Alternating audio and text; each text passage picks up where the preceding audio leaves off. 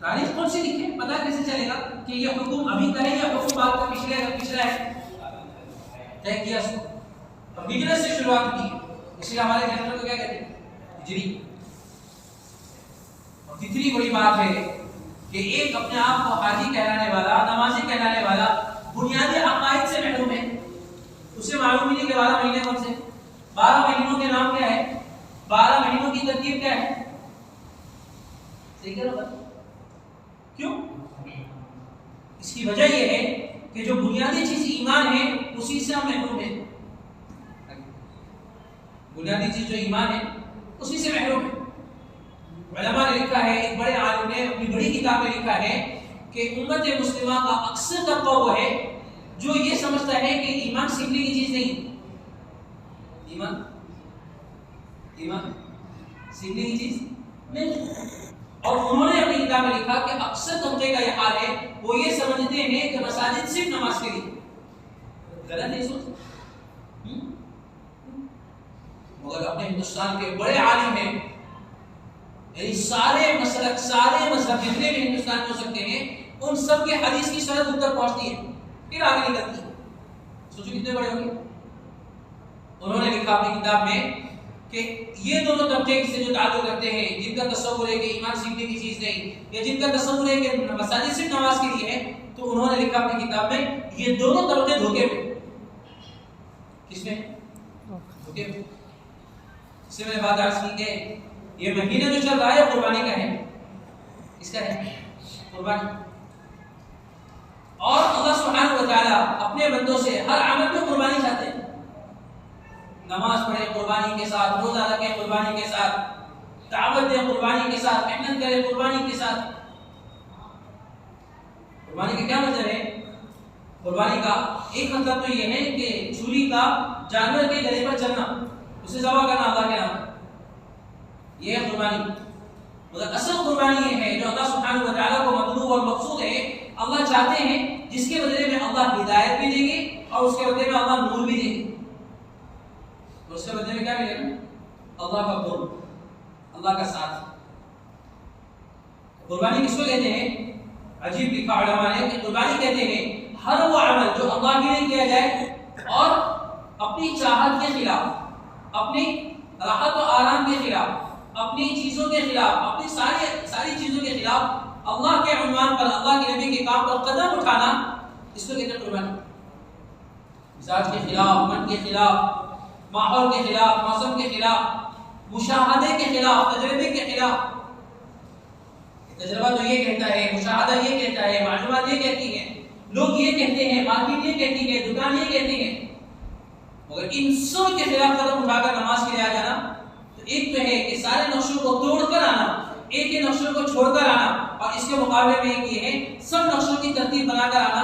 इन दोनों में बड़ा फर्क है, इन दोनों में बड़ा फर्क। सारे अमाल देखिए, सब कुर्बानी चाहते हैं। अल्लाह सुब्हानहु व तआला हदीस में फरमाया हुजूर अकरम सल्लल्लाहु अलैहि वसल्लम ने कि अल्लाह सुब्हानहु व तआला अमल में अपने बंदों से दो चीजें देखते हैं।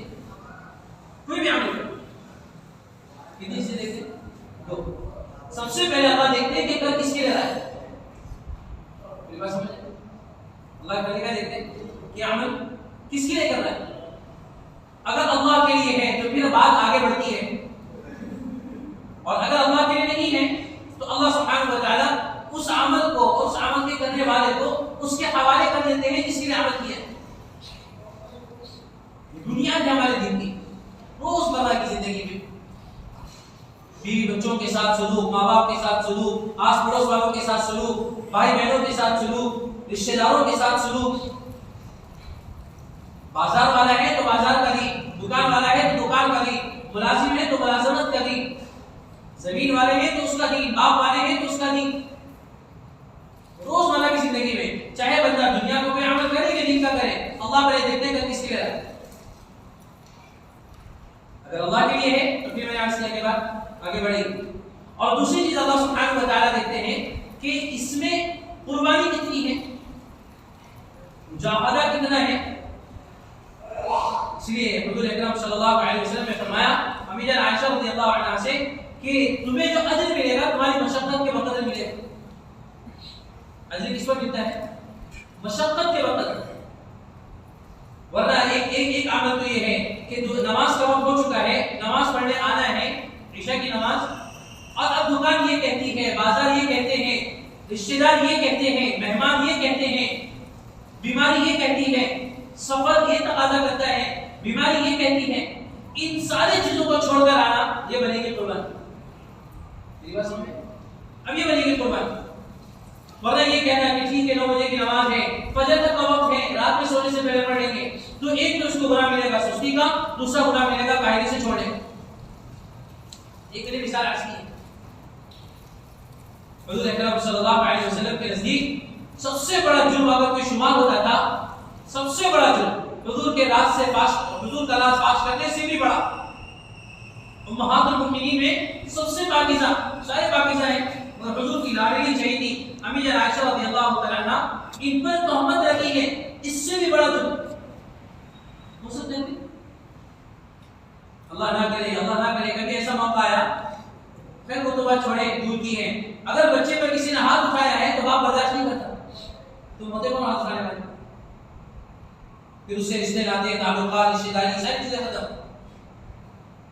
इन सबसे बड़ा जुर्म हुजूर के नजदीक जो था, 2 सहाबी हैं, एक सहाबी ने एक औरत के जरिए से रास करने की कोशिश की, और एक सहाबी ने जिन्होंने कुफार से इशारे में बात की, तब तुम्हारा, उन्होंने पूछा क्या तय हुआ है, तो उन्होंने कहा, तो हुजूर का रास किया ना, और हुजूर ने फरमाया नहीं रहने दो, जाने दो, कोई बात। और उम्महातुल मुमिनीन में हज़रत आयशा रज़ियल्लाहु अन्हा पर तहमत लगी है, वो भी बहुत बड़ी, और हुजूर ने फरमाया, हालांकि मालूम है कि उसमें 2 चीजें जमा थी, एक तो मुनाफिकों का सरदार भी है, और दूसरा वो तहमत लगाने वाला भी। इसके इन सब के बावजूद देखें तो हुजूर के नजदीक सबसे बड़ा जुर्म, हुजूर के नजदीक सबसे बड़ा गुनाह अगर कोई था, वो अल्लाह के रास्ते से खुद से पीछा जाना। मशहूर वाक़या है ना कि सहाबी का 50 दिन बाइकाट किया, कितने दिन?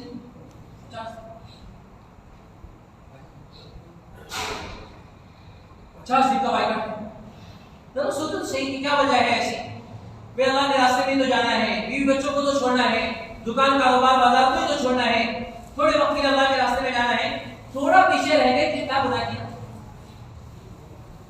मशवरे में नहीं बैठे, मुलाकात में नहीं आए, शब-गुज़ारी में नहीं आए, महाना जोड़ में नहीं आए, रोजाना की मुलाकातों में नहीं आए, 3 दिन आगे पीछे हुआ हफ्ता, मसरात का आगे पीछे हुआ हफ्ता, शब-गुज़ारी हफ्ता वाली तालीम में नहीं भेजे, जमातों का क़याम नहीं करवाया, आने वाली जमातों का इस्तेमाल नहीं किया, क्या हुआ?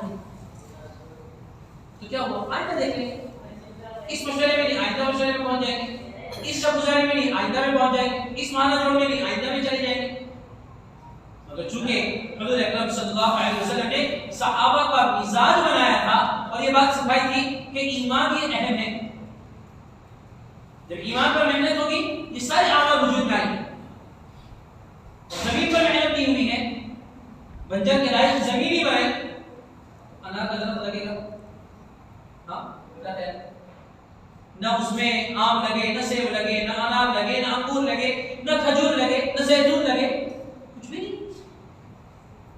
अच्छा ठीक है, दरख्त नहीं उग रहे, फल नहीं दे रहे, तो कम से कम ये कि नीचे उगने वाली जो चीजें हैं, अनाज या गन्ना है, वो निकल जाए। क्यों? इसलिए कि जमीन में वो इस्तिताअत, वो ताकत, वो इस्तेदाद नहीं बनाई गई, वो ताकत नहीं पैदा की गई कि जो अपने अंदर ले और अपने अंदर से सारे खजानों को बाहर निकाले। तो सबसे पहला काम क्या रहता है उसका? उसको नर्म करना मिट्टी को, जमीन पर मेहनत है, मुस्तकिल फावड़े लग रहे हैं, मुस्तकिल उस पर मार पड़ रही है, और उसको खोदा जा रहा है, निचोड़ा जा रहा है, खुरचा जा रहा है, निकाला जा रहा है, उसके नीचे को ऊपर को नीचे किया जा रहा है। जब मुस्तकिल मेहनत हुई है, तब जाकर उसके अंदर इतनी इस्तेदाद बनी है कि वो अनाज डालो तो कबूल करे, कोई बीज डालो तो कबूल करे। अब अगर ये बीज अगर फलों का है तो उसे भी कबूल करे, अगर ये बीज कांटों का है तो उसे भी कबूल करे, इस्तेदाद बनी है। सवालात नबी अलैहिस्सलातु वस्सलाम ने, खुसूसन हुजूर अकरम सल्लल्लाहु अलैहि वसल्लम ने सबसे पहले सहाबा के दिल पर मेहनत की, शराब नहीं छुड़वाई, नशा नहीं छुड़वाया, गुनाह नहीं छुड़वाए, किसी पर फतवे नहीं लगाए, कोई हराम का नहीं बताया तो ये हराम है, नहीं, निशानदेही की, बल्कि सबसे पहले मेहनत की है दिल पर। और दिल की जो जमीन नरम होती है वो ईमान के बगैर नहीं होती, ईमान के बगैर नहीं होती। इस पर कितनी की मेहनत कर ली जाए, कितनी की चीजों की कर ली जाए, जब तक ईमान के एतबार से मेहनत नहीं होगी तब तक सारे अमाल पर चलने की इस्तेदाद और सारे अमाल पर चलने की इस्तिकामत कभी नहीं हो सकती। न नमाज जिंदा होगी, न रोजा होंगे, न हज होंगे, न ज़कात होगी, और न कि उम्रे होंगे, न कि मस्जिद में आने का दिल चाहेगा, नहीं खैर के काम में दिल लगेगा, नहीं सुभान अल्लाह कहने की तौफीक होगी, कुछ भी नहीं होगा। जब दिल की दुनिया वीरान होती है, ये बस्ती उजड़ती है, तो पहला नुकसान ये होता है कि जबान से या जहन से या आंखों से या कानों से या आजा से इत्तिला निकलता है, ये जरूरी नहीं, ये जरूरी नहीं, ये जरूरी नहीं, ये क्या करने की जरूरत है, इसको बाद में भी कर लेंगे, मेरे इनकार नहीं होता। इनकार की शक्लें पैदा होती है, फिर जब इस पर मुकम्मल तौर पर जब पकड़ हो जाती है फिर ये खुले खुले इनकार करता है। सबसे पहले जो मेहनत की है वो क्या है, तो दिल पर मेहनत है कि दिल बने, इसलिए कि दिलों का ताल्लुक आज़ा से बहुत गहरा है। ऐसा है जैसे एक आज़ा दूसरे आज़ा से जुड़े हुए। अगर उंगली निकल जाए तो उसे कामिल हाथ वाला कहेंगे, पंजा कामिल कहेंगे। पंजा अगर कट जाए तो हाथ कामिल कहेंगे। कौनी से कट जाए तो उसे क्या कहते हैं, इसका हाथ है नहीं, यही हाल है आज़ा का दिलों के साथ। अजीब बात है कि उलमा ने कि अल्लाह सुब्हानहु व तआला ने इंसानी जिस्म में जितने आज़ा रखे हैं इन सब का ताल्लुक दुनिया से है, इन सब का ताल्लुक, सबका ताल्लुक दुनिया से। अब भलाई के साथ हो या बुराई के साथ, कुफ्र के साथ हो, शिर्क के साथ, तौहीद के साथ हो, ईमानियत के साथ, सुन्नत शरीयत के साथ हो या खुराफात और बिदअत और रसूमात के साथ, सारे आज़ा का ताल्लुक दुनिया से। बस एक उज़्व ऐसा अल्लाह ने बनाया है जिसका ताल्लुक दुनिया से नहीं, जिसका ताल्लुक आखिरत से हमेशा से, और वो क्या है, दिल। इसका ताल्लुक दुनिया से है ही नहीं। हाँ ये बात है कि जब मेहनत होगी दिल पर तो ये आज़ा उसके ताबे होंगे, और जब दिल पर मेहनत नहीं होगी तो इसमें इतनी इस्तेदाद नहीं होगी कि ये आज़ा को हुक्म करे भाई ऐसा नहीं ऐसा करो। अजीब है, बाप ने हुजूर अकरम सल्लल्लाहु अलैहि वसल्लम ने फरमाया जब दिल पर मेहनत होती है ना तो दिल आज़ा अगर कोई गलत काम की तरफ बढ़ते हैं दिल अंदर से कचोका लगाता है। इसको कचोका लगाना इसको कहते हैं, जैसे किसी को बोलते ना चुप हो जाओ, ऐसा दबा के कहते हैं या कोनी मारते हैं, इशारा करते हैं।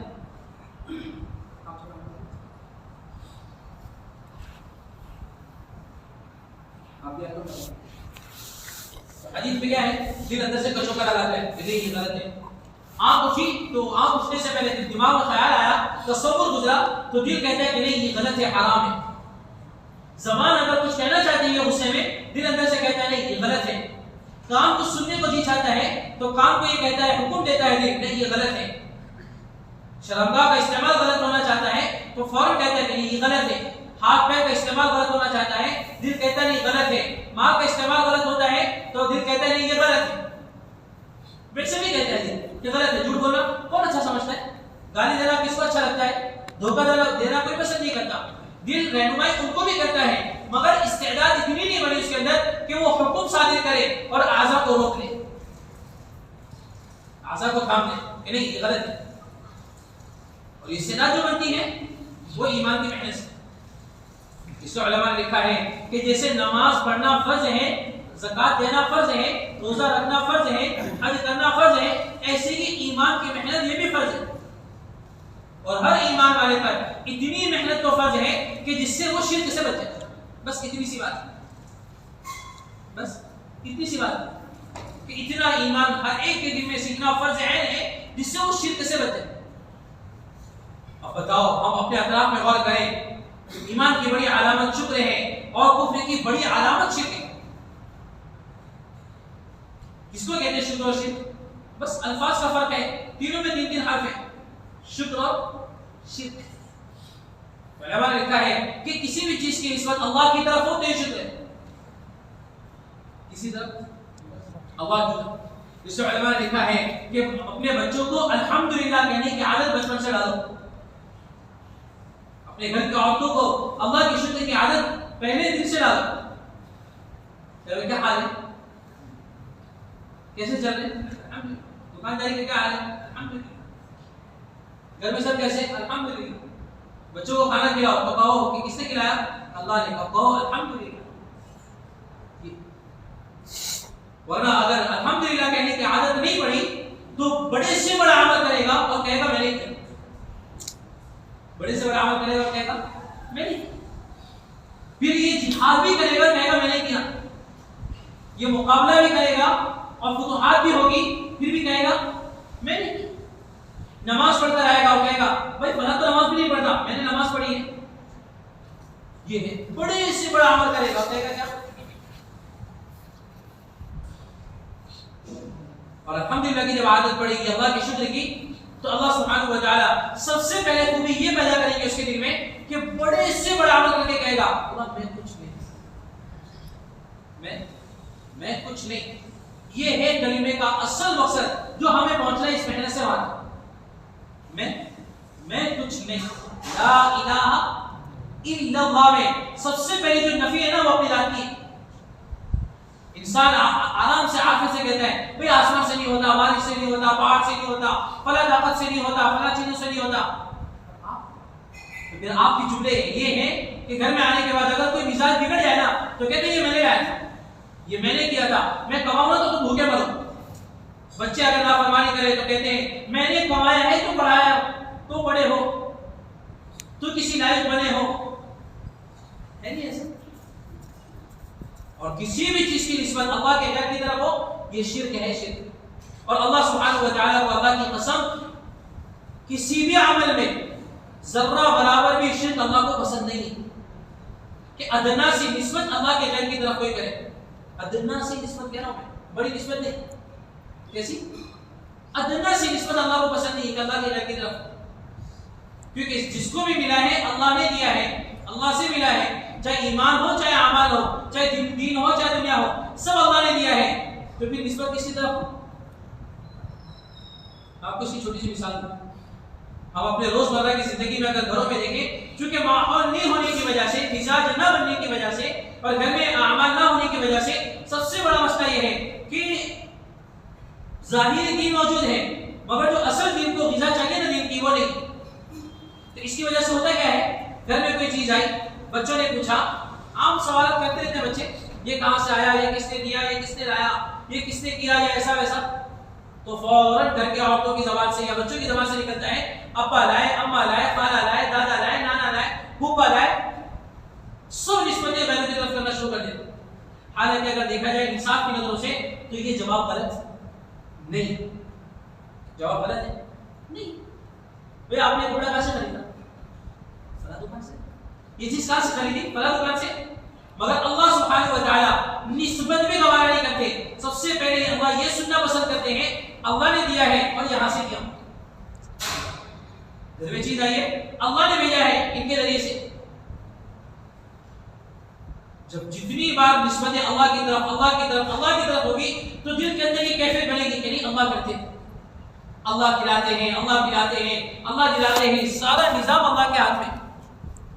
और ये बात मतलूब है दावत की मेहनत से कि काम करने वाले खुसूसन और आम मुसलमान ये कहने की आदत डाले अल्लाह करते हैं, अल्लाह खिलाते हैं, अल्लाह ने किया है, अल्लाह की तरफ से हुआ है। इसी के हदीस में है अगर मगर का जो लफ्ज है ना ये शैतानी वसाविस के लिए और कुफ्र और शिर्क के दरवाजे खुलाने के लिए काफी है। अगर ऐसा करता तो ऐसा होता, मगर ऐसा हुआ। अगर से पहले का जो मसला था वो भी अल्लाह ने किया है, अगर के बाद जो हुआ है या जो होने वाला था वो भी कौन करता? अल्लाह करता। इससे इरादा करो इंशाअल्लाह हम अपनी घर के बाहर की जिंदगी में भी और घर के अंदर की जिंदगी में भी जैसे नमाज में खड़े होकर ये इकरार करते हैं अल्लाहु अकबर, आप ही बड़े हैं, मैं नहीं, मुझसे कुछ नहीं। रुकू में झुककर कहते हैं अल्लाह मेरी कोई इस्तेदाद हैसियत नहीं। और सजदे में नाक और पेशानी रखकर बंदा को यूं कहता है अल्लाह मेरे बस में कुछ नहीं है, मेरे बस में कुछ नहीं है। ये नमाज अमल मश्क है अपने बाहर की जिंदगी के लिए। दुकान में जाने के बाद भी उससे अल्लाह का तसव्वुर कि दुकान बड़ी नहीं अल्लाह बड़े, अच्छा माल आया ना तो अपनी बेबसी का इज़हार अल्लाह के सामने, अल्लाह मैं कुछ नहीं, ये तूने दिया। घर बड़ा बनाया है, मेरा घर नहीं, अल्लाह ने दिया है, अल्लाह ने बनाया है। मैंने बच्चों की शादी करवा दी और मैंने ये करवा दिया, मैंने वो कर दिया। अल्लाह ने किया है। बेटी के लिए रिश्ता अल्लाह ने भेजा है, बेटे के लिए रिश्ता अल्लाह ने किया है, निकाह का इंतजाम अल्लाह ने किया है, घर का इंतजाम अल्लाह ने किया है। फला मसला बड़ा आया था तो मैं फला के पास गया, मसला चुटकियों में हल हो गया। मुझे बता दे तो मैं 2 मिनट में मसला कर देता। ये कहने वाले हदीस की रोशनी में है, ये नहीं कहते, बल्कि शैतान इनकी ज़बान पर आकर कहता है। मेरी बात समझ? शैतान आकर कहता है ज़बान। तो सहाबा का मैंने अर्ज किया कि हुजूर ने सहाबा का मिजाज बनाया था ईमान पर, सबसे बड़े ईमान पर मेहनत हुई, तो इसका असर ये जाहिर हुआ कि बड़े से बड़े अहकामात मदीना में उतरे हैं और उन अहकामात पर अमल करना आंख बंद करके आसान होता। आंख बंद करके से कहते ना आसान। मक्का की 13 साल की जिंदगी में शराब की हरमत नाज़िल नहीं हुई। मिसाल के तौर पर अर्ज करूं, शराब की हरमत कि शराब हराम है नाज़िल नहीं हुआ। मगर जब मदीना पहुंचे हैं, दिल की बस्ती, जब ये जो जमीन है ना बंजर जमीन थी, जब इस पर मेहनत हुई, ये नरम हुई है, इस पर लेने की ताकत बनी, तो मदीना में हुक्म नाज़िल हुआ फहल अंतुम मुंतहून। अब छोड़ते नहीं छोड़ते, अब छोड़ते नहीं छोड़ते। अब होना क्या चाहिए था? अगर इस दौर में अगर कोई ऐसा हुक्म नाज़िल हो जाए मिजाज के खिलाफ, हुक्म के खिलाफ, आदत के खिलाफ, माहौल के खिलाफ, तजर्बे और मुशाहदे के खिलाफ, मालूमात के खिलाफ, तो क्या होगा? जैसे एक मिसाल अर्ज करूं, हज़रत उमर रज़ी अल्लाह तआला अन्हु ने अपने बेटे को देखा कि उन्होंने कुर्ता पहना है और आस्तीन है ना, आस्तीन ये इससे नीचे उतर गई उंगलियों से। तो कहा कि बेटा छुरी लाओ। तो बेटा समझ गए, हज़रत अब्दुल्ला रज़ी अल्लाह अन्हु समझ गए कि अब्बा काटेंगे। तो कहा कि अब्बा मैं सिला के लाता। कौन है ये बेटा, कौन है? आपका जवाब होगा ये बेटा है हज़रत उमर के। सही है, मगर मेरा जवाब ये नहीं है। मेरा जवाब ये है, ये वो मासूम बच्चा है जिसने अपना बचपना हुजूर के नजरों में गुजारा है, हुजूर के आगोश में पले बड़े हैं, हुजूर की गोद में खेले हैं, हुजूर की उंगली पकड़कर चले हैं। ये वो बेटा है, सिर्फ हज़रत उमर का बेटा नहीं है, ये वो है। क्या इस्तेदाद होगी अंदर, बताओ, क्या कैफियत ताकत होगी दिन पर चलने की। उसके बावजूद भी बेटा क्या कह रहा है? अब्बा मैं सिला के लाता। नहीं। तो ये मिसाज अगर इस जमाने में अगर ऐसे अहकामात नाजिल हो जाएं, अल्लाह की तरफ से मालूम भी हो, जरा अपने आप पर गौर करके देखो, क्या उस हुक्म पर फौरी तौर पर अमल करना आसान है? शराब की हुर्मत नाजिल हुई, सबने कहा छोड़ दी।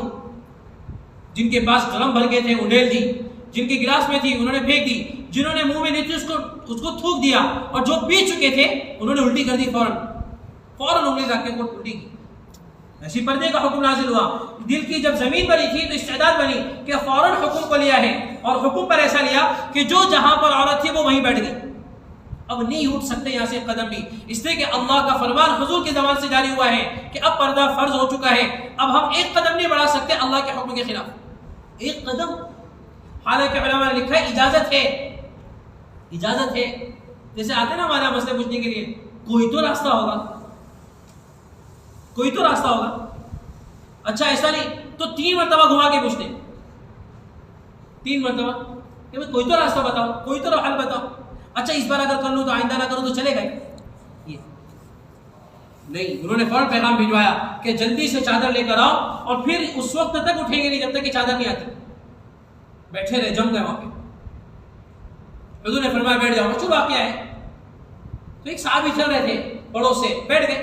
किसी ने कहा आपके लिए नहीं था, फरमाया कि मुझे नहीं पता किसके लिए था, बस ये मालूम है कि हुजूर की ज़बान से निकला है, मेरी कान में आवाज गई है हुजूर की। और क्या फरमाया कि बैठ जाओ। ये इस्तेदाद मतलूब है इस काम से। मगर मैंने जैसे बात अर्ज की, बुनियादी क्या है इसकी? ये ईमान है। आगे चले, अजीब बात है, उलमा ने लिखा है कि ईमान की मेहनत जरूरी क्यों है? एक सवाल है कि भाई हम हाजी भी हैं, नमाजी भी हैं, फिर ईमान की मेहनत जरूरी क्यों? तो उलमा ने लिखा है इसलिए जरूरी है, इसलिए कि कमजोर ईमान के साथ एक बंदा अजान से पहले पहली सफ में इमाम मौज़िन साहब से पहले भी आ सकता है। तो अब अजान से भी पहले आया, मौज़िन साहब घर से भी नहीं निकले, उससे पहले आ गया, वो नमाज के इंतजार में नहीं, अजान के इंतजार में बैठा है। तो क्या मुमकिन है? हो सकता है।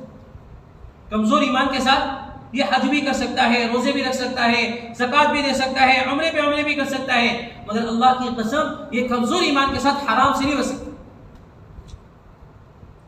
हराम खाने से, हराम पहनने से, हराम कमाई से और हराम लेन देन से नहीं बच सकता। अब घर बनाने का मौका आएगा तो फिर हराम के पैसे हैं, पढ़ाई का मौका आया तो हराम के पैसे हैं, कमाई का मौका आया तो पढ़ाई तो हराम के पैसे हैं, और शादी ब्याह खुशी गमी का मौका आया तो भी वही पैसे। क्यों? क्योंकि इस्तेदाद नहीं बनी है, कमजोर ईमान है। इसलिए थर्मामीटर है हमारे लिए रोजमर्रा की जिंदगी में कि देखें कि अगर हलाल पर है तो यानी ईमान के बढ़ने पर है, और अगर हराम पर है तो ये इसका मतलब वाज़ेह अलामत ये है रोजाना ईमान हमारा घट रहा है, रोजाना घट। इसलिए जरूरत इस बात की है कि अपनी मस्जिदों में, अपने हलकों में, अपने इलाकों में, अपने घराने में, अपने रिश्तेदारों में, अपने दोस्तों अहबाब में एक मजलिस तो कम से कम ऐसी लगे सारी मजलिसों के साथ कि जो ईमान की हो। तो सहाबा में अजीब बात लिखी है, जब हज़रत सिद्दीक़ अकबर रज़ियल्लाहु तआला ने हुजूर के हाथ पर ईमान को कबूल किया तो दुकान उस वक्त में मौजूद थी, बड़े ताजिर थे ना, होलसेलर थे और महंगे कपड़ों के थे, बड़े ताजिर। तो इनकी दुकान के बारे में जो सिफात मिलती है हयात सहाबा में वो ये है कि हज़रत सिद्दीक़ अकबर रज़ियल्लाहु तआला अन्हु का जो ठिया था, यानी जो दुकान थी, ये दोस्तों की बैठक भी थी, दोस्तों की बैठक भी थी, इनके दोस्त अहबाब आके बैठते थे, और इसके अलावा और लोग भी आते थे इनसे कुछ सीखने के लिए। ज़माने जाहिलियत से बात, क्योंकि इनकी शराफत, इनकी करामत, इनकी बुजुर्गी, इनकी इज्जत पूरे मक्का में ज़्यादा थी, तो लोग आते थे कुछ ना कुछ पूछने के लिए। या कम से कम ये लिखा है इनके बारे में कि तिजारत के उसूल सीखने के लिए आते थे कि भाई तिजारत के बारे में कुछ बता दो। जब पहले मिजाज नहीं था, पहले दुनियावी मिजाज है तो दुनिया सिखा रहे, अब जब दीनी मिजाज बना तो दुकान पर जाकर बैठे हैं और बेचे हैं।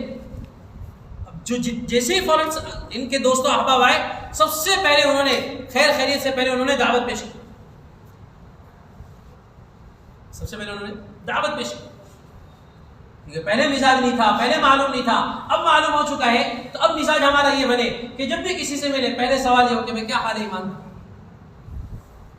इब्तिदा में ये मजाक बनेगी, इब्तिदा में हंसी बनेगी, इब्तिदा में ये मेरी बात को बहुत ज्यादा मामूली नहीं लिया जाएगा, गैर मामूली समझ के छोड़ दिया जाएगा, मगर बार बार के सवाल पर, बार बार के पूछने पर और बार बार के इस्तिफसार पर दिल में ये कैफियत बनेगी कि बार बार पूछना मतलब है कि बात में कोई अहमियत है, दम है।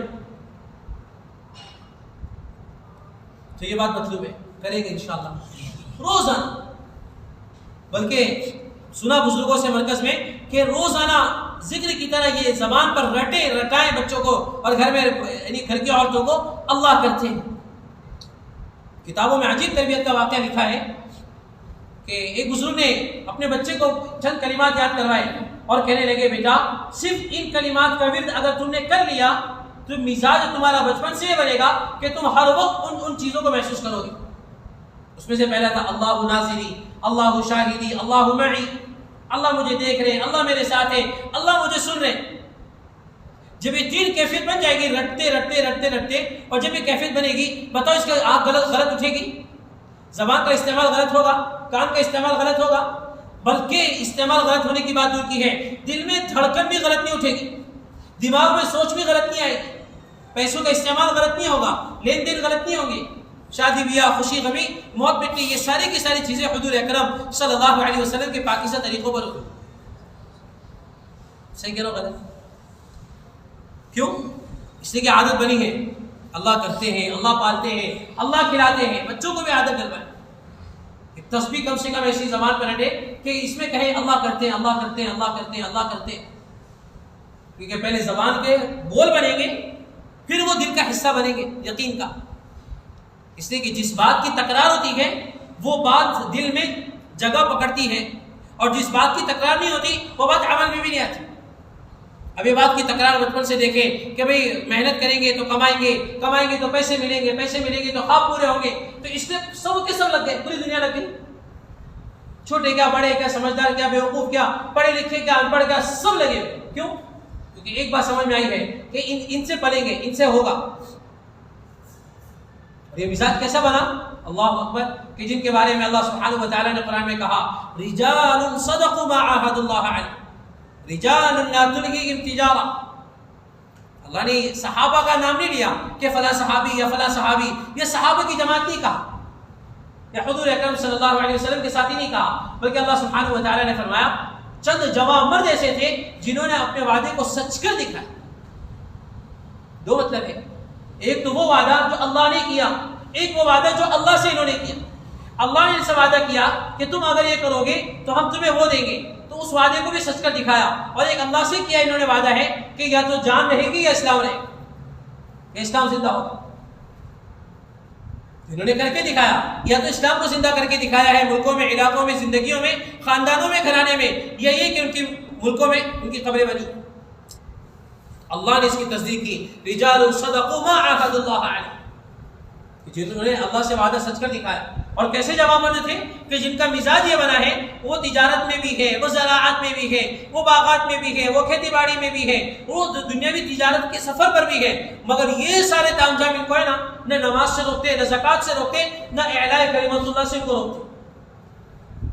ताजिर वो भी है, बीवी बच्चे वाले वो भी है, बीवी नहीं, बीवियों वाले, बच्चों वाले। हमारे जैसा कॉन्सेप्ट ख्याल नहीं था कि एक बीवी दो बच्चे, ये नहीं था उनका ख्याल, बीवियां थी, एक से ज्यादा तो सबकी मिलती है। चंद साहब ऐसे जिनके नाम मौजूद हैं कि जिनके बारे में मिलता है कि एक ही बीवी पर जिंदगी गुजारी पूरी, बस, या तो साथ में या इंतकाल हुआ है, दोनों में से, बस ये बात मिलती। मतलब बीवियों वाले, बच्चों वाले। और ताजिर कैसे? अल्लाह अकबर। मदीने पाक में एक काफिला आया, फजर के वक्त में पहुंचा और मस्जिद नबवी के दरवाजे पर पहला ऊंट है और उसका आखिरी ऊंट मदीना के हुदूद के बाहर है, और सब लदे हुए सामान तिजारत से। और ये कौन सा सामान तिजारत है? ये माल बेचने के लिए नहीं लाए, ये नफा कमा कर लाए हैं। और ऊंट के देखा होगा आपने कि कतार पे चलते, वो एक साथ नहीं चलते, माल है तो पीछे पीछे। तो पहला ऊंट कहां पर है?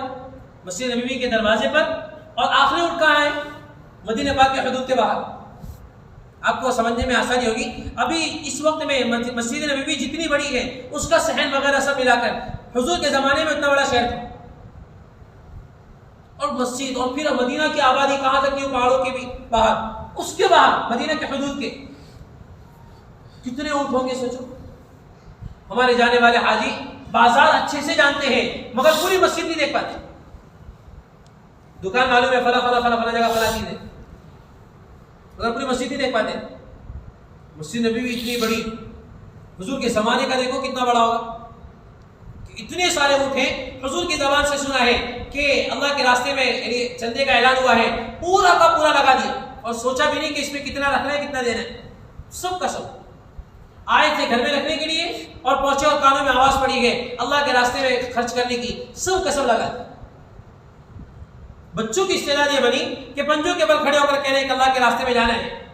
औरतों की इस्तेदाद ये बनी है कि बड़े बड़े तकाजे, बड़े बड़े हालात आते, अपने शौहर से छुपा देते, बड़े बड़े हालात, सिर्फ इस वजह से ताकि इनको अल्लाह के रास्ते में निकलने में कोई तकाजा हाइल ना हो, कोई जरूरत हाइल ना हो किसी भी तकाजे में।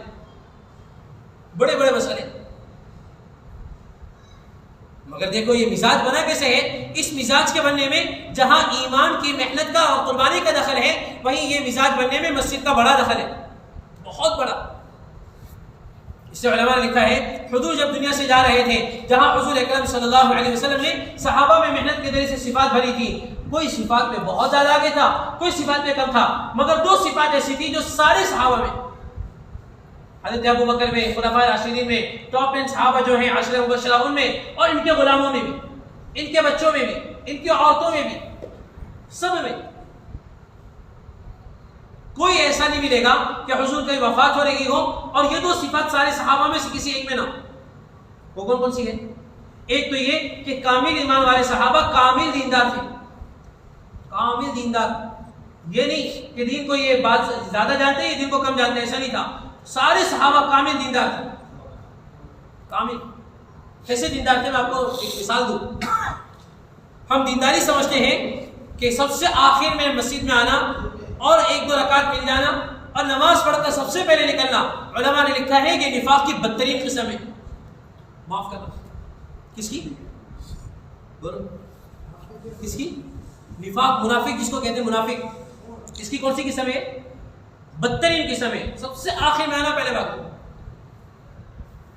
तो उलमा ने लिखा है कि दीनदारी का हाल ये था सहाबा का कि कैसे दीनदार थे कि उनके जमाने में उनकी दीनदारी से मुनाफिक भी ऐसे मुतासिर थे कि उनकी चाश, इशराक, अवाबीन, तहज्जुद उनकी भी नहीं छूटी। चाश कौन सी नमाज, पता ही नहीं कब आखिरी दफा जमात में पढ़े थे या नहीं पढ़े थे।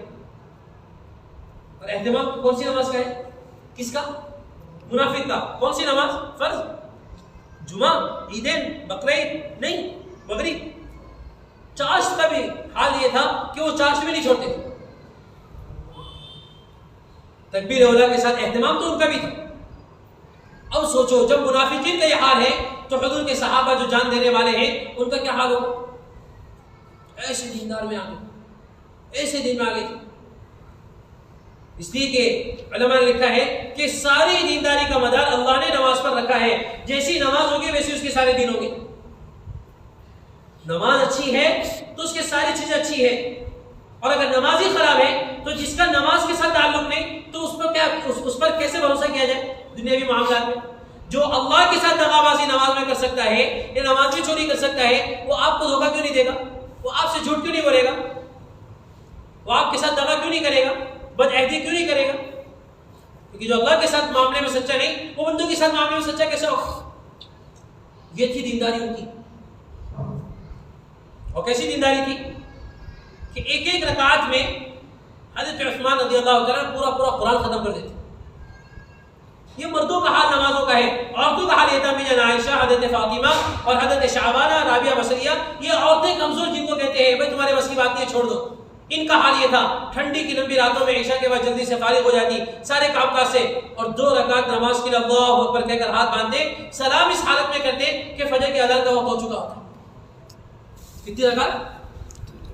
2 रकात। इतने में तो हमारे हफ्ते की नमाज हो जाती है, इतने ये 2 वक्त है। और फिर इतनी, इसी पर बस नहीं, फजर के वक्त में अल्लाह से शिकायत करके हाथ उठाकर, अल्लाह तेरी रात कितनी छोटी है कि तेरी बंदी की 2 रकात भी नहीं हो पाई पूरी। 2.5 साल के बाद साहबी वापस आए। कितने 4 महीने के बाद नहीं, चिल्ले के बाद नहीं, 3 दिन के बाद नहीं, 2.5 साल के बाद आए हैं। और 2 बीवी हैं। कितनी? 2 बीवी, और दोनों ने घर सजाया है, दोनों ने खाना तैयार किया है। एक बीवी के घर में दाखिल हुए और उसके बाद कहा, जब आराम का वक्त आया तो कहने लगे कि इजाजत हो तो 2 रकात नमाज पढ़। क्यों नहीं, क्या बात? खाना भी तैयार है और घर भी सजा हुआ है। 2.5 साल के बाद शौहर आया, क्या खुशी होगी? 2.5 साल के बाद। अब वो ऐसा तो था नहीं कि भाई 5 साल के लिए सऊदी चले गए और 5 साल के बाद आ रहे। सऊदी जिद्दा का तो कोई शॉट ही नहीं था वहां पे। 2.5 साल के बाद अल्लाह के रास्ते से आए, और फजर की अजान पर जब अजान से पहले सलाम फेरा, बीवी देखते रह गई। बीवी ने छुड़कर कहा कि क्या हमारा कोई हक नहीं है?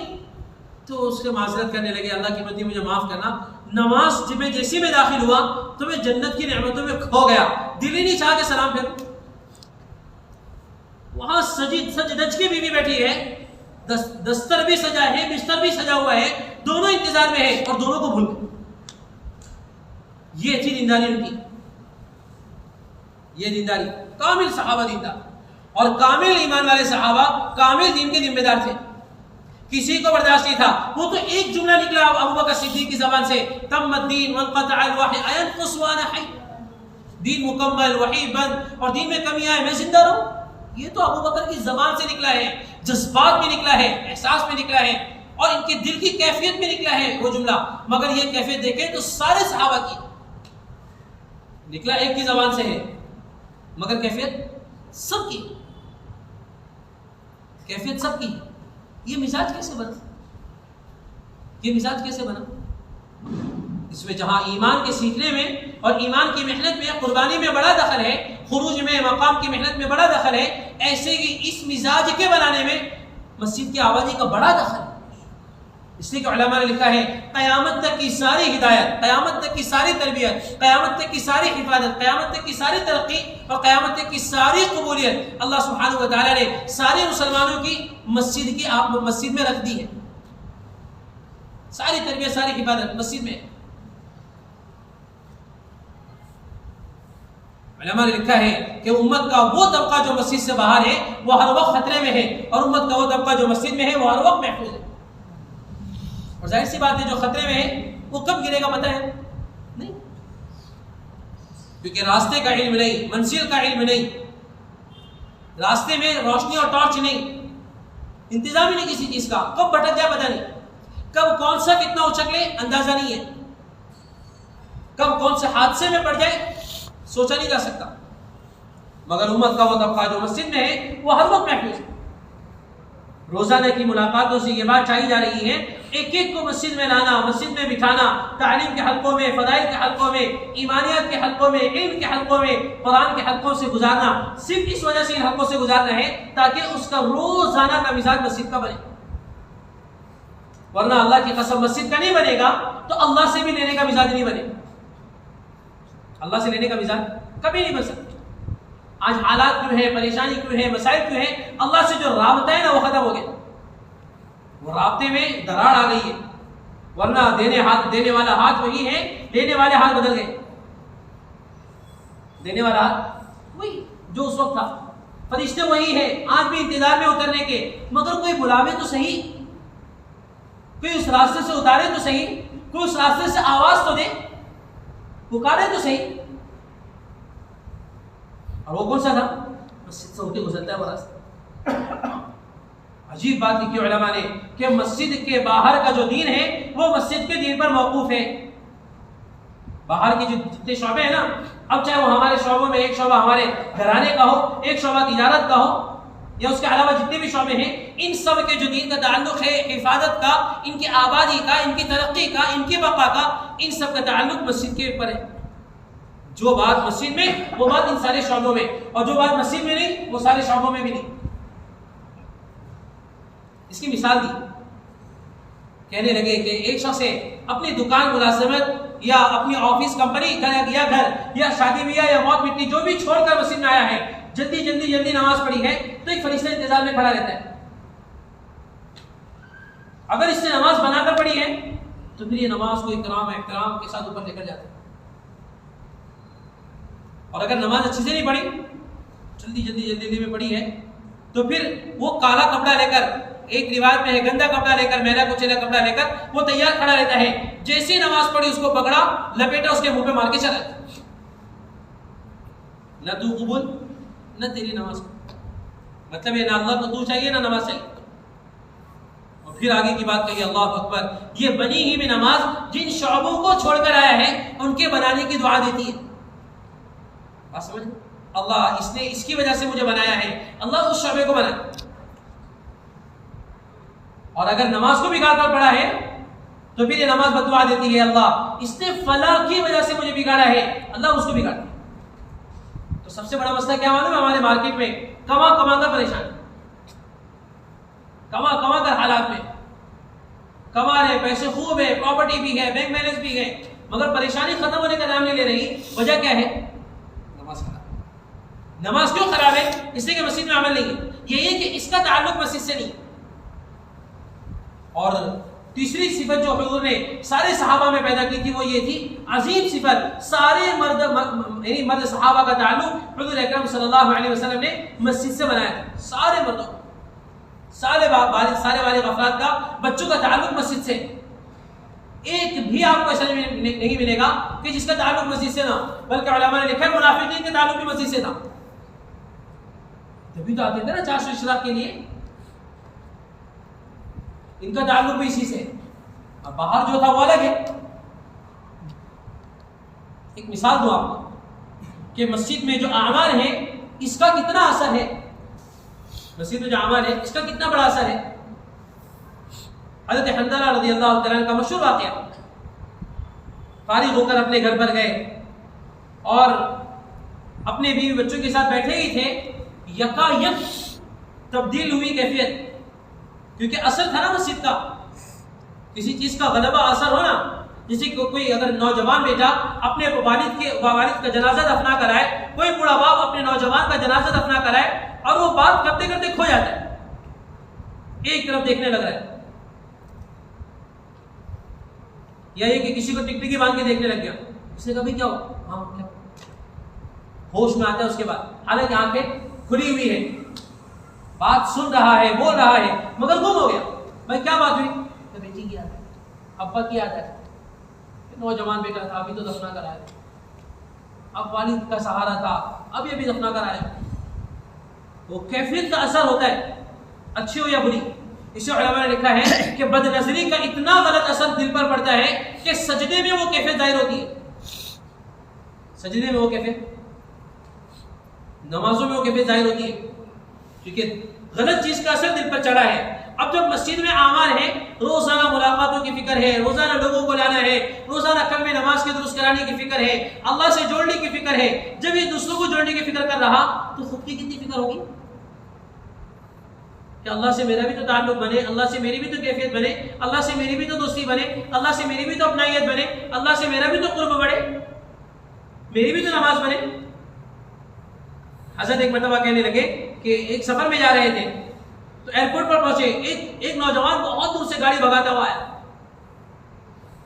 और जब वो वहां पर आया तो उसकी जबान से आह के साथ एक आवाज निकली, हजरत चिल्लाया उसने, हालांकि वो चाह नहीं रहा था हजरत को आवाज देना, मगर वो बेचैनी के हजरत अंदर जा चुके। जब आवाज पहुंची, पीछे देखा तो बड़ों की बड़ी बात है। हजरत वापस आए, पूछा क्या बात है? कहने लगे हजरत मैं सिर्फ दुआ की दरखास्त के लिए इतने दूर से आया हूं। हजरत ने पूछा क्या दुआ कराने के लिए आए? कहने लगे हजरत आप जा रहे हैं, दुआ करो मेरी नमाज बन जाए। क्या दुआ की जाए? कारोबार जरा मसला है, बीवी का भी मसला है, बच्चा भी परेशान है, वो जरा उसकी पढ़ाई है, वो जरा निकाह का मसला है, नहीं अभी दुआ करवाते ना। तो हजरत इतनी दूर से, कई किलोमीटर दूर से वो आया था गाड़ी भगाते हुए, और कहने लगा हजरत सिर्फ इसलिए आया हूं कि आप दुआ कर दें कि मेरी नमाज बन जाए। सारे मसले का हल इसी पर है। अब मस्जिद की आबादी के लिए आपने एक वक्त तय किया है, अल्लाह माफ करे, सब चीजों के लिए वक्त है, बीवी बच्चों के लिए, माँ बाप के लिए, दोस्त अहबाब के लिए, रिश्तेदारों के लिए, मोबाइल के लिए, गेम खेलने के लिए, नोट गिनने के लिए, हिसाब किताब के लिए, सब के लिए वक्त है। इनकार नहीं है, इनको भी वक्त दिया जाए, मगर कौन सा ऐसा वक्त है जो मस्जिद के लिए है? अगर आप सोच रहे होंगे आपका जवाब है नमाज के लिए आते हैं, माफ करना वो वक्त मस्जिद के लिए नहीं है। तालीम के लिए आते हैं वो वक्त भी मस्जिद के लिए नहीं है। मशवरे के लिए आते हैं वो वक्त भी मस्जिद के लिए नहीं है। मस्जिद के जो 2.5 घंटे वाला अमल है वो भी क्या मस्जिद के लिए? वो तो आप अमल में झगड़े हुए, अगर वो वक्त अमल करना होता तो आप कहां होते? एक वक्त ऐसा हमारा तय हो जो इन सबसे हटकर मैं और मेरा अल्लाह और मेरी जरूरत है, मस्जिद की आबादी की मेहनत, इसलिए कि इसी पर अल्लाह का वादा ईमान का है और हिदायत का है।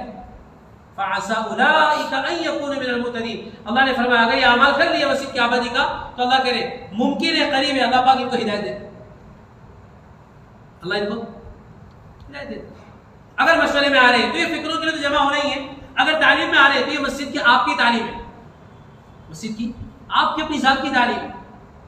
गश्त के लिए आ रहे हैं, ये आपकी अपनी जात का गश्त है। घर पर बैठे तालीम में तो ये आपकी अपनी जात की घर की तालीम है। मस्जिद का वक्त कहां? मस्जिद का वक्त कहां?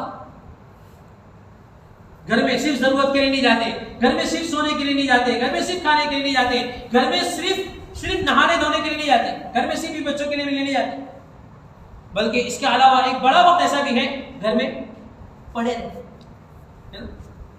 कोई काम नहीं है, न किसी से काम है, न किसी से लगाव है, न किसी से कोई जरूरत से बात करना है, न आराम करना है, न नहाना धोना है, न खाना पीना है, तो क्या है? फोन आया कि क्या क्या हाल है, क्या करने, कहां पर है भाई, घर पर क्या कर रहा था, कुछ नहीं, वैसे बैठा। तो ऐसे बैठने का मस्जिद के लिए कौन सा वक्त है? कौन सा वक्त? अकेले अगर हिम्मत कर ले कि भाई फला वक्त मेरा मस्जिद के लिए हो। सहाबा का आम मिजाज था, आधा दिन मस्जिद के लिए, आधा दिन अपने लिए, आधी रात मस्जिद के लिए, आधी रात अपने लिए। बताओ हमारे पास रात का कौन सा वक्त है मस्जिद के लिए? ताकि उम्मत का वो तबका जो रात को गनीमत समझकर और अंधेरे को गनीमत समझकर, तन्हाई को गनीमत समझकर, जिन्होंने अपने आप को शैतान के हवाले किया है, अब इनकी फिक्र कौन करे?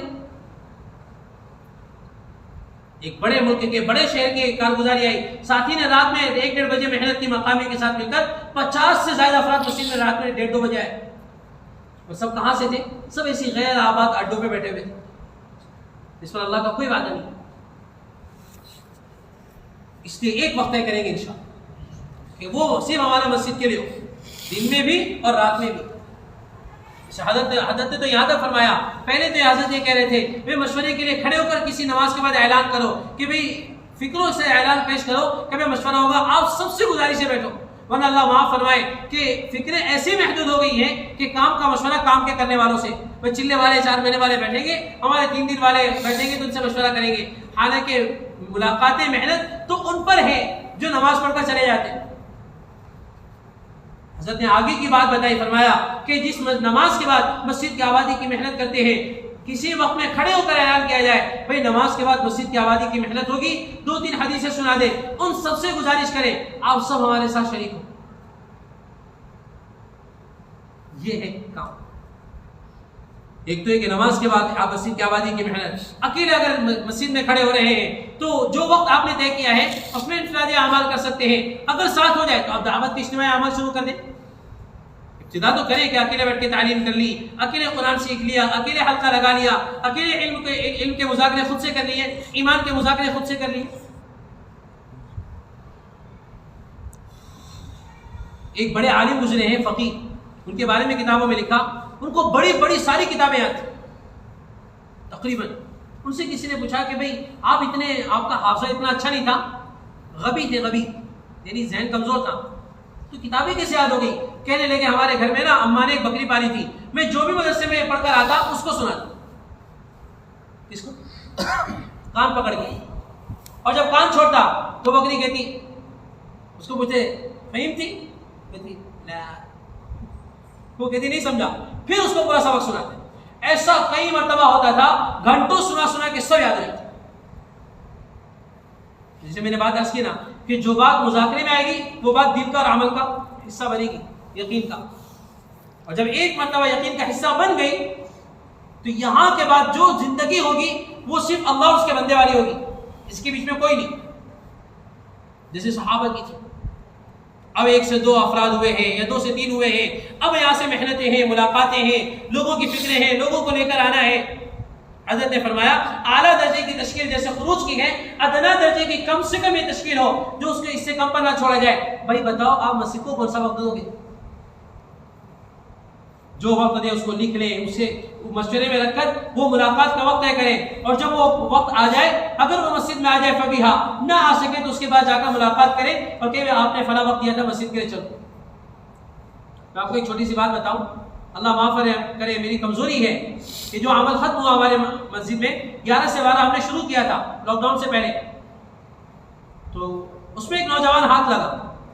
एक मरतबा ऐसा हुआ कि जमातों की तश्कील चल रही थी, हम उसमें थे, वो 3-4 साथी, तो वो नौजवान का फोन आया, कहने लगा 11 बजने में 5 मिनट बाकी है, आप में से कोई भी नजर नहीं आया। हालांकि ये कौन है?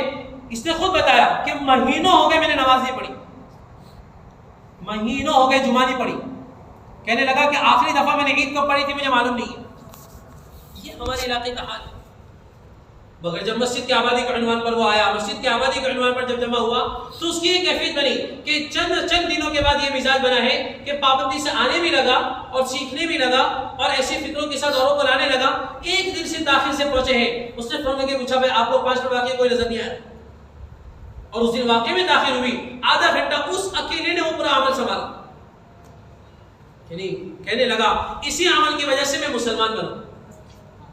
हालांकि खानदानी मुसलमान है, मगर उसका जुमला है कि इसी अमल की वजह से मैं मुसलमान बना।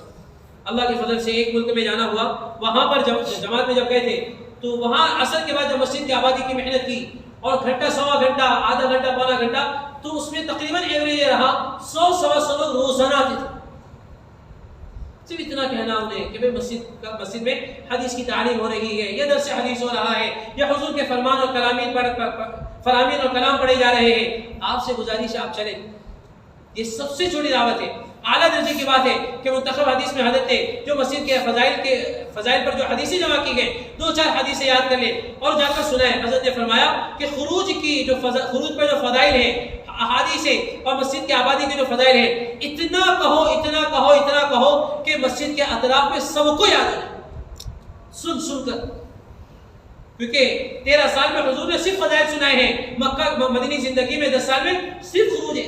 निकलो 10 साल में फजाइल पर ताकत पैदा हुई है 13 साल में, तो 10 साल में जाने के बाद निकले हैं। 13 साल में अगर हिम्मत नहीं बनती तो 10 साल में कैसे निकलते? ये करोगे इंशाअल्लाह।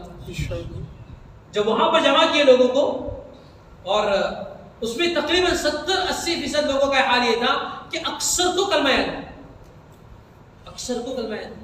और कौन सा मुल्क है? इस्लामी मुल्क। सारे मुसलमान ऊपर से लेकर नीचे तक सारे यानी कुर्सियां मुसलमानों के हाथ में, बड़े बड़े मार्केट मुसलमानों के हाथ में, लाओ लश्कर मुसलमानों का है, बड़े बड़े मराकिज मदारिस मसाजिद सब है। उसके बावजूद भी जहालत इतनी आम है कि 70-80% रोजाना हमारा ये रहता था कि अक्सर को कलमा नमाज आती है, सूरह फातिहा याद है। और ये कौन है? रोजाना वो मशवरे से फिक्र कर मुलाकात के जरिए से एक वक्त तय करके जब चलेंगे, अल्लाह के फजल से ये रहा कि दूसरे आमाल में लोग नहीं आते थे। मस्जिद की आबादी का अनुमान पर इतना कहते थे, अंगत अम्बफा मिसरीला हदीसा कलाम में सीसा मिनत दुरू, ये उनकी जबान थी। बस इतना सी हमें याद था। उसको मालूम है कि इसके बाद अब स्टॉप, कुछ नहीं आता इससे आगे। ये क्या समझाएगा मस्जिद में लेके आके? मगर चूंकि उस अमल का नूर है जो मुंतकिल यहां से वहां तक होता है, और वो नूर उनके दिलों पर अल्लाह के फजल से आता था। चलते थे, कई मरतबा ऐसा होता तर्जुमान नहीं होता और उनको अरबी भी नहीं समझती, हदीस पढ़े और चले गए, मगर वो नूर ऐसा था कि उठने को जी नहीं चाहते। तो आप सब मसाजिद से आए हुए जिम्मेदार साथी इलाकों से आप सब इरादा करें, मैं भी करूं इंशाल्लाह, कि दोबारा मेहनत करके अपने साथियों को जमा करके तरगीब देकर दोबारा इस अमल को शुरू करेंगे इंशाल्लाह। ऐसी रात की तरतीब है। अल्हम्दुलिल्लाह जमातों ने जब तरतीब बनाई तो पूरे खुरूज की मुद्दत में, जिसकी जो भी मुद्दत रही, उसमें अल्लाह की वजह से जब पूरा रात का वक्त तय किया, साथियों को तकसीम किया, 1.5 घंटा 2 घंटा 1 घंटा, पूरी रात भी अल्लाह की मदद से मस्जिद आबाद। एक जमात गई, उसमें एक साथी की तरतीब थी रात में जागने की, वो अमल कर रहे थे। उन्होंने गोया यूं महसूस किया कि हुजूर अकरम सल्लल्लाहु अलैहि वसल्लम से मुसाफा हुआ है,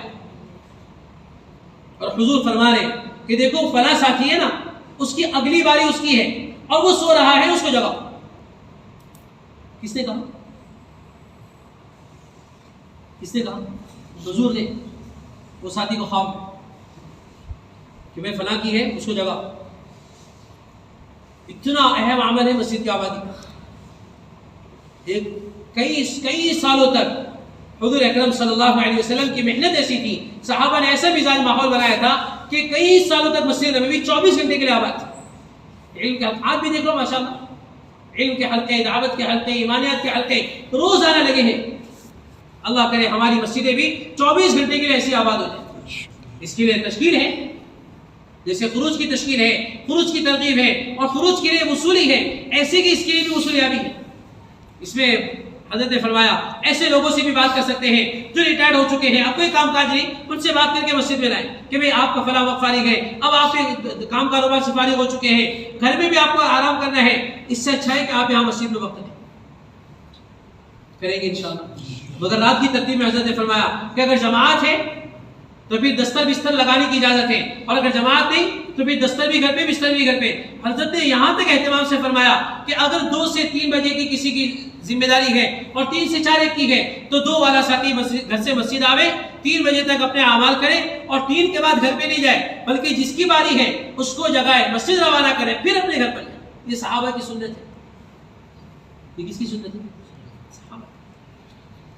और बात वहीं पर आकर रुकती है कि जितना हमारा काम सुन्नत के मुताबिक होगा और जितना नहज नबूवत और मिजाज नबूवत नहज सहाबा पर होगा, उतना ही शरह सद्र ज्यादा होगा।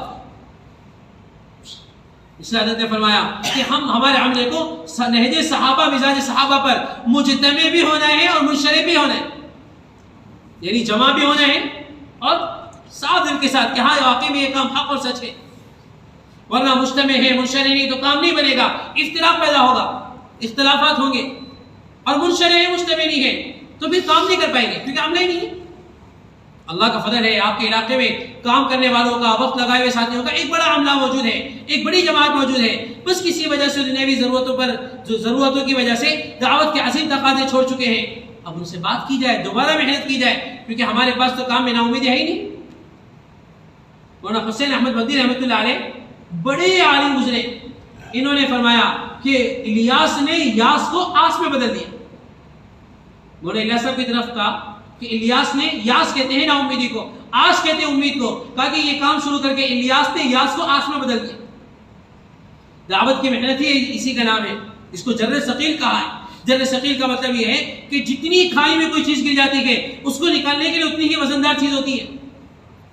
ये दावत की मेहनत है कि कोई कितना ही दिन से दूर क्यों ना हो जाए, दावत की मेहनत में ऐसा असर, ऐसी तासीर और ऐसी ताकत है कि जब उस पर पेश की जाती है तो अल्लाह सुब्हानहू व तआला अपने फजल से उसको वहां से निकालकर बाहर लाता है।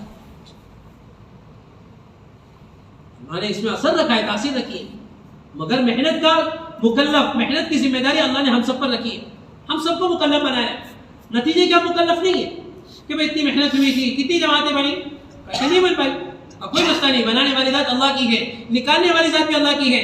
अल्लाह ने हमारी जिम्मे मेहनत दी है, कुम फअंदिर, बस उठो और काम करो, लगो काम पे।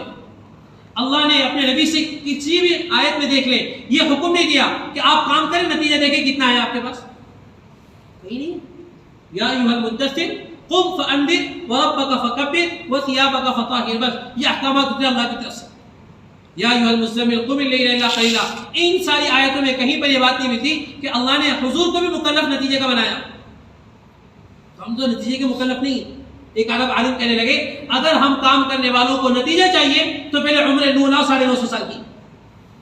हज़रत नूह ने 950 साल मेहनत की, नतीजा उसके बाद आया है। हम 2.5 दिन में मेहनत नहीं करते, 2.5 घंटा सही से नहीं करते, या 3 दिन 72 घंटे पूरे नहीं लगाते, और फिर हम कहते भाई नतीजा नहीं आ रहा है, लोग सुनते नहीं, आते नहीं, मानते नहीं, निकलते नहीं।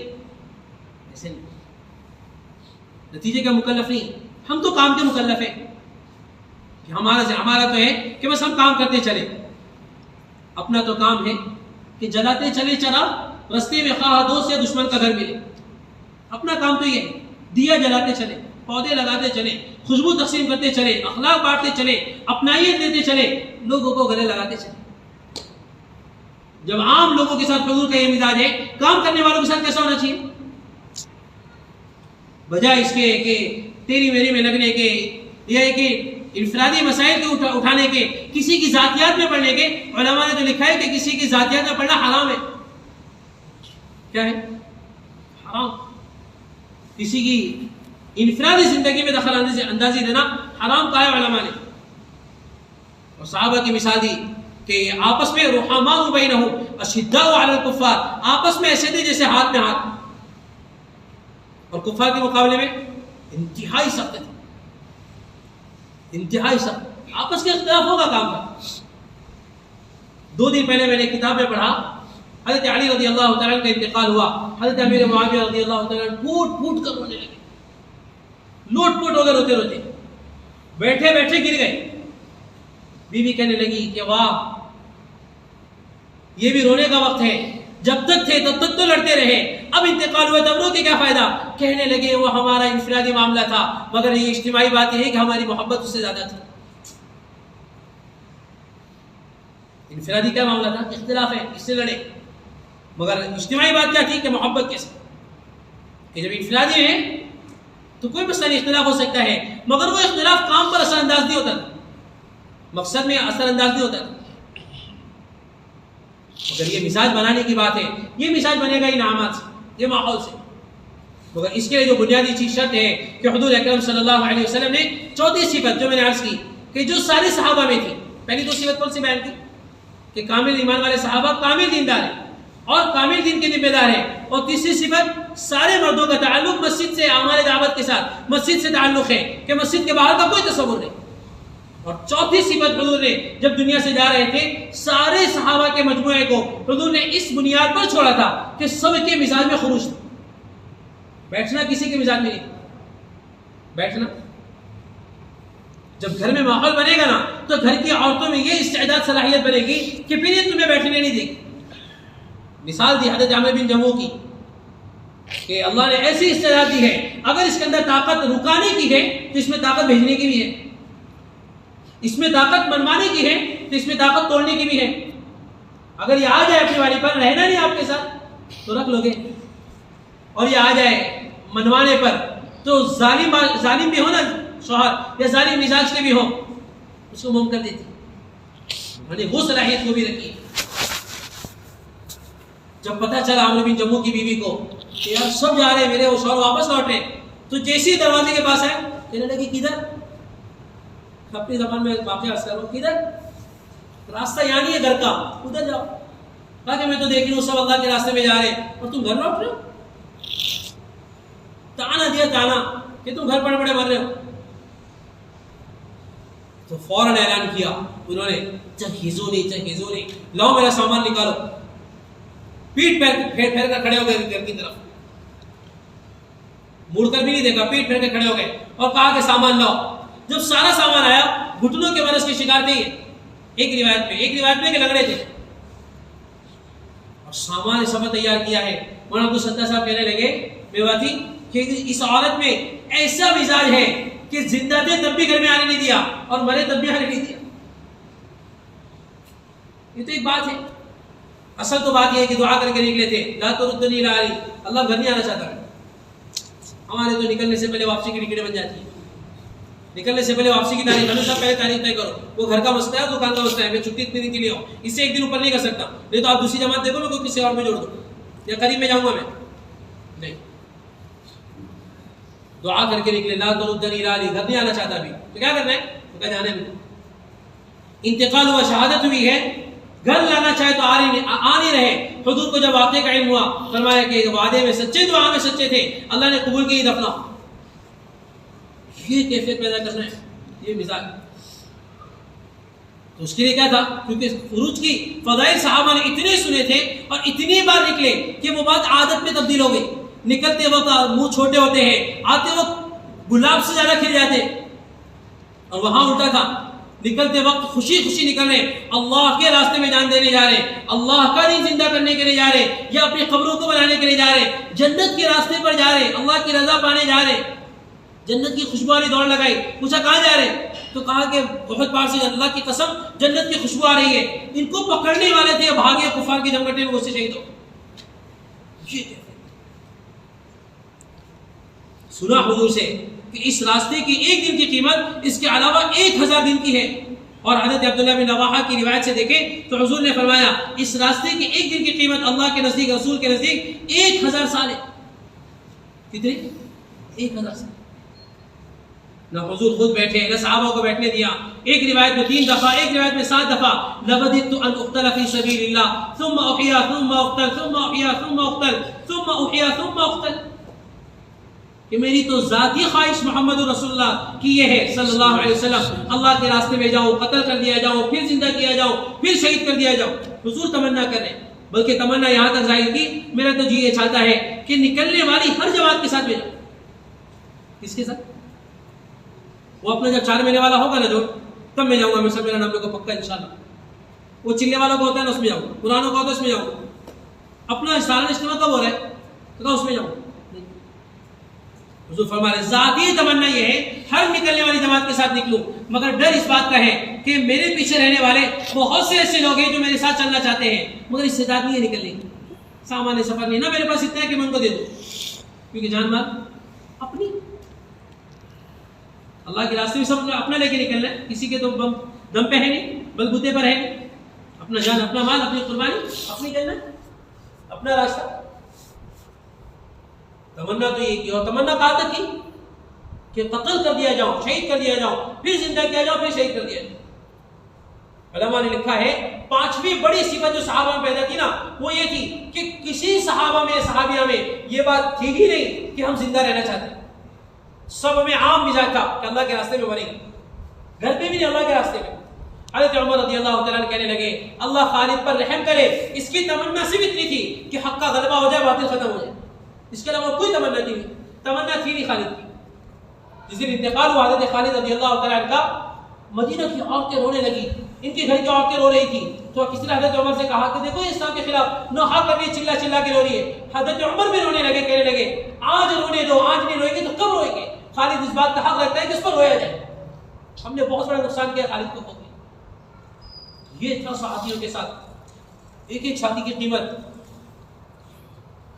फिर हजरत उमर ने तारीफी जुमला कहा कि खालिद पर नहीं रोएंगे तो किस पर रोएंगे, इसलिए कि खालिद की जिंदगी में तमन्ना सिर्फ इतनी थी हक का गलबा हो जाए, बातें खत्म। इसके लिए खालिद चलता रहा, लड़ता रहा रज़ी अल्लाह ताला। कोशिश करो, इरादा करो, मैं भी करूं, आप भी करें कि जब तक जिएंगे इस्लाम को अपना मकसद बनाकर जिएंगे इंशाअल्लाह, सीख कर करेंगे, करते रहा इंशाअल्लाह। और एक इरादा तमन्ना अल्लाह से ये भी करें कि अल्लाह के रास्ते में मरेंगे।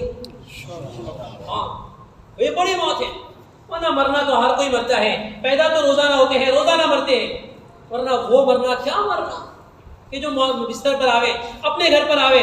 मरना तो वो मरना जो अल्लाह के घर में आवे, अल्लाह के रास्ते में आवे, सजदे में आवे, काम करते करते आवे, तशकील वसूली में चलते चलते आवे,